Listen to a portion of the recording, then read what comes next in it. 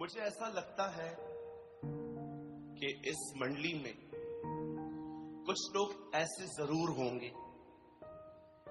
जो बाइबल को एक कमांडमेंट की नहीं परंतु एक एडवाइस की बुक समझते हैं।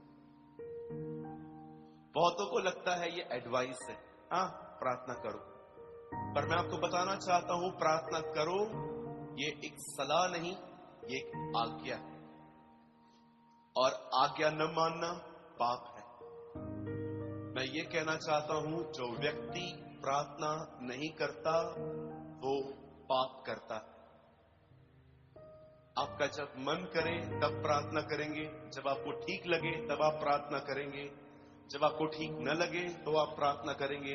आप 2 महीना प्रार्थना नहीं करेंगे, फिर 6 महीने तक उपवास प्रार्थना करेंगे। खुदा को ये चीजें कोई जरूरत नहीं है। आप कितने लोगों ने बाइबल के अंदर ये वर्ड पढ़ा है, गिव अस अवर वीकली ब्रेड? पढ़ा है कोई? किसने तो पढ़ा होगा। जो सोए हैं कहेंगे जय मसीह की। चलिए, मुझे पता है कभी कभी हम लोग थोड़ा, क्या आपने बाइबल में कोई ऐसा वचन पढ़ा है जिसमें लिखा है गिव अस अवर वीकली ब्रेड, हमारे हफ्ते भर की रोटी हमें दे? हाँ, परमेश्वर एक हफ्ते का मन्ना एक दिन में दे सकता था, लेकिन फिर भी वो उन्हें हर दिन बुलाता था। एक वही समय था जब वो ऊपर निहारते थे, आपको पता है? और परमेश्वर तरस जाता था कि कब ये ऊपर देखेंगे। चलो भाई, मरने के बहाने ही पर देखो तो सही। आज भी परमेश्वर बहुत सारे लोगों की दुआओं के लिए तरस जाता है। आज मैं आपको समझाना चाहता हूं कि आपके अंदर जब आप अकेले हो तो परमेश्वर से मुंह खोल के दुआ करने का, और जब आप पब्लिकली हो तो आपको परमेश्वर से मन में दुआ करने का एक जुनून होना चाहिए। हर समय मुंह नहीं खोला जाता, थक जाएंगे। कई बार हमें अपने लाइफ में मुंह खोल के प्रार्थना करनी पड़ती है, लेकिन कई बार जब हम देखते हैं कि हम सब लोगों से गिरे हुए हैं, तब आपको लर्न करना है। याद रखिए, ये आपको लर्न करना पड़ेगा। कोई टीचर, कोई शिक्षक आपको ये नहीं सिखा सकता, ये आपको आत्मा से लर्न करना पड़ेगा। और अगर आप ये नहीं करोगे, मैं आपको बताना चाहता हूं, आपको लगता होगा मैं नेगेटिव बात कर रहा हूं, मैं नेगेटिव नहीं, मैं प्रैक्टिकल बात कर रहा हूं। अगर आपके जिंदगी में आपने निरंतर इस तरह दुआ करना नहीं सीखा, मैं आपको बताना चाहता हूं, आपका नकारात्मक मन ही आपको मार देगा। क्योंकि हमारे मन में जो कुछ पैदा होता है वो बुरा ही होता। ये मैं नहीं, कलाम पाक कहता है। आइए हम शुरू करते हैं। आज से बहुत साल पहले परमेश्वर के वचन में लिखा है, इस्राएल के लोग जब मिस्र में फिरौन के अंदर गुलामी कर रहे थे, तो परमेश्वर अपने दास मूसा को कहता है, जा इन्हें आजाद करवा। वो तुझसे कहे कि किसने तुझे भेजा है तो मेरा ये नाम बताना उनको, मैं हूं। और कलाम पाक कहता है, जब ये सुसमाचार लेकर, याद रखिए बाइबल बताती है ये गॉस्पल था। अगर आप नहीं जानते हैं तो पढ़िए, इब्रानियों में लिखा है, हमें भी उन्हीं की तरह सुसमाचार सुनाया गया। ये गॉस्पल था कि मैं हूं ने मुझे भेजा है। जैसे यीशु मसीह ने कहा पिता ने मुझे भेजा है, ये एक तरह का गॉस्पल था। इब्रानियों में लिखा गया है, हमें भी उन्हीं की तरह सुसमाचार सुनाया गया। सुसमाचार को उर्दू में कहते हैं खुशखबरी, इंग्लिश में कहते हैं गॉस्पल। और वचन कहता है, जब वो वहां से निकले तो एक ऐसी जगह आई जहां से वो पास हो रहे थे, और उन्हें रास्ते पर एक ऐसी जाति मिली जिनको कहते हैं अमालेकी। वचन कहता है, जब अमालेकी और ये लोग सामने सामने आए, 20 लाख से अधिक लोग, और आगे मूसा और उसके आगे बादल का खंबा, जब वो उस देश की तरफ बढ़ रहे थे, परमेश्वर का वचन कहता है एक ऐसी जगह आई जहां पर वो जाति से टकराए जिसका नाम था अमालेकी।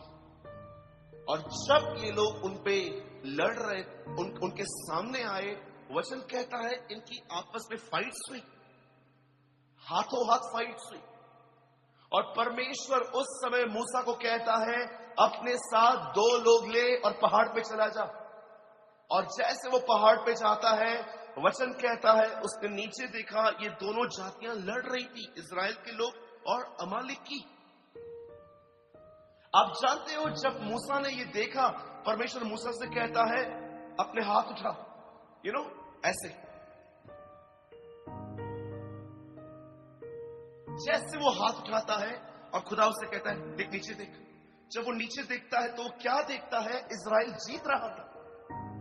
अचानक उसके हाथ थक गए और जो उसने नीचे किए, उसने क्या देखा, अब अमालेक की जीत रहे। तब वो जान गया कि खुदा ने मुझे यहां पर 2 लोग साथ क्यों दिए हैं, इसलिए ताकि मेरे थके हुए हाथों को वे संभाले। और कलाम पाक कहता है जैसे जैसे उसने अपने हाथ ऊपर रखे, नीचे हालात बदल गए। और वचन कहता है एक व्यक्ति की प्रार्थना के कारण, वचन कहता है इस्राएल जीत गया। लिसन, आज से बहुत साल पहले परमेश्वर के वचन में लिखा गया है, एक व्यक्ति था, वो जानता था कि परमेश्वर एक ही है और उसका नाम, परमेश्वर का नाम यहोवा है। वो यीशु मसीह को नहीं जानता था, वो उसे यहोवा नाम से पहचानता था। जैसे हम आज ट्रिनिटी को जानते हैं, father, son and the holy spirit, उस पर यह कभी प्रकट नहीं किया गया था। वो मात्र जानता था कि मेरा एक ही परमेश्वर है जिसे मूसा के द्वारा शरीयत दी है मुझे। और वचन कहता है जब वो गुलामी में चला गया, वो बचपन से वहां पर एक ही परमेश्वर के सामने झुकता था। एक दिन जब उसे गवर्नमेंट एम्प्लॉय बन गया, वो एक सरकारी सर्वेंट बन गया, एक गवर्नमेंट का सर्वेंट बना। वचन कहता है लोग उसके काम के अंदर गलतियां ढूंढने की कोशिश करते थे, पर उन्हें कोई गलती नहीं मिली। और अंत में उन्होंने एक बात देखी कि इस व्यक्ति के अंदर सिर्फ एक ही दोष लगा सकते हैं हम, कि ये व्यक्ति परमेश्वर को छोड़ किसी के सामने नहीं झुकता। इन लोगों ने एक ट्रिक चली, एक प्लान किया। राजा के सामने बोल के आते हैं, राजा तू चिरंजीव रहे, तू युगानुयुग जिंदा रहे, हमें ये बहुत अच्छा लगेगा कि अगर हम हर दिन तेरे सामने सजदा करके उसके बाद अपने कामों पे जाएं। राजा ने कहा यस, डन, हो गया। और जब दानियल को यह बात पता चली कि फतवा निकल चुका है कि राजा से विनती की जाए और किसी के सामने हम नहीं झुक सकते, तब परमेश्वर के वचन में लिखा है वो जानता था जो ये न करेगा वो मरेगा। आज भी आप देखिए सेम चल रहा है, आज भी इतिहास। आज भी जब हम लोगों से कहते हैं यीशु को छोड़ कोई परमेश्वर नहीं है, तो वो आज भी आपको कहेंगे आप बड़े नैरो माइंडेड हो, सब रास्ते एक ही तो है, आप यहां से आओ हम वहां से आएंगे। मैं आपको कहना चाहता हूं सारे रास्ते एक है। मैं आपको बताना चाहता हूं वहां यीशु नहीं है, it's not there.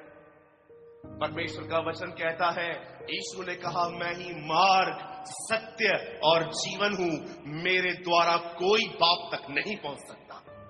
He is alone, वो एकमात्र रास्ता है और कोई रास्ता नहीं है। मैं आपसे एक सवाल पूछना चाहता हूं, आप मुझे बता सकते हैं अगर आप इस शंका में जी रहे हैं कि सब एक ही है, मैं आपसे एक सवाल पूछना चाहता हूं, कभी आपने बचपन से कोई ऐसा सुना है जो आपको कहे I love you?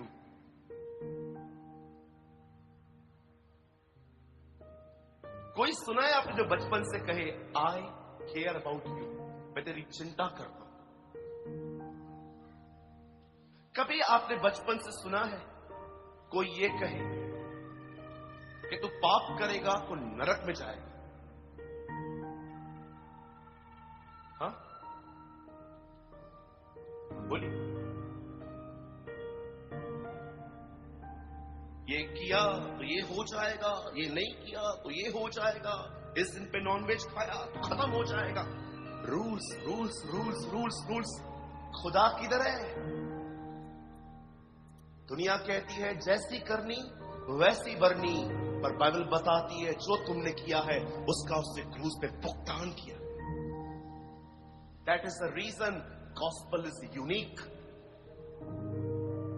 Paul Washer ने कहा यीशु का पुनरुत्थान इस बात का सबूत है कि जो उसने क्रूज पे किया वो स्वीकार किया गया। अगर वो पापी होता ना तो परमेश्वर उसे कभी मुर्दों में से नहीं जिलाता। आज देखिए कितने सारे हैं पर एक ही खाली कब्र है। Only one. यस, सब चले गए, लेटे हुए हैं, समाधियां परम पूज्य सब बैठे हुए हैं, एक ही है जिसकी कब्र खाली है, वही यीशु मसीह है।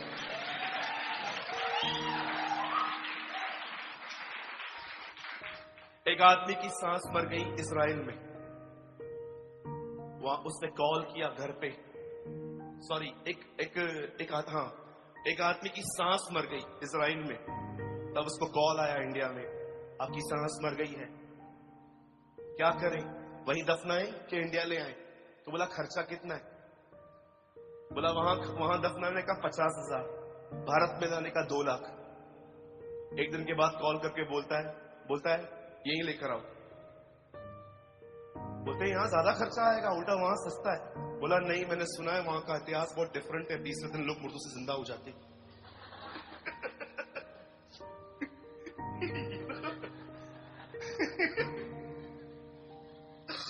बोला ज्यादा खर्चा है लेकिन इधर लेकर आओ। पता नहीं 30वें दिन मुर्दों में से जी उठे। You know, the Bible says, कलाम पाक कहता है जब डैनियल को पता चला कि उसमें हस्ताक्षर किए गए हैं, जानते हो उसने क्या किया? राजा के सामने नहीं गया, ओ राजा इतने साल फेथफुली काम किया है आपके लिए, बस क्या? लिखा है वो अपने घर के फर्स्ट फ्लोर पे गया। वो जानता था, वो जानता था हर यहूदी का एक कर्तव्य है कि वो यरूशलेम की शांति के लिए दुआ करे। वो उस समय गया और उन खिड़कियों की तरफ गया और लिखा है खुदा से बात कर रहा था। और जानते हो जब वो प्रार्थना कर ही रहा था, वो उसको लोगों ने पकड़ लिया और सिंहों की मान में डाल दिया। शाम को जब वो राजा उसकी हड्डियों को देखने के लिए कैसे शेरों ने खाई होगी, दानियल अंदर से बोलता है राजा कुछ चिरंजीव है, देख मेरे परमेश्वर ने तेरे शेरों का मुंह बंद करके रखा। वाओ!